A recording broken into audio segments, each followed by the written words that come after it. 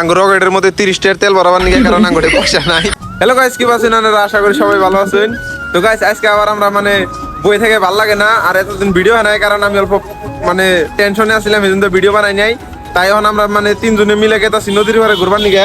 তো এই যখন আমার বাইকটা বাই করতেছে ওরা, কারণ বাইক আমি চলাম না।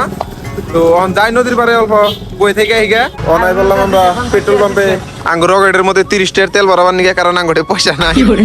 তো এই যে পেট্রোল পাম্প, তেল ভরাই নই। ভাই 30 টাকা ধরো। এই যে গাইস আঙ্গুর 30 টাকার তেল ভরা হয়েছে, আর এখন আমরা এই 30 টাকার তেল ভরে গেল যাবো নদীর পাড়ে। যেটা হয়েছে কলগাছি চাইরালি, আমরা তো কোনোদিন দেখিনি না, আজকে দেখাই দিলাম। ফাইনালি এখন আমরা আয় পেয়েছি গুলেদার, অনেক দিকে যাবো আমরা নদীর পাড়ে, ডাইরেক্ট নদীর পার। ফাইনালি এখন আমরা তিনজন আয় পেলাম গুলেদার নদীর পার, যেটার মধ্যে আমি আগে নাকি রেগুলার আইছি। আর খাওয়া বস্তু নিয়েছি, অন বই খামু বাইকটা এনে থুইয়া অন আমরা যাবো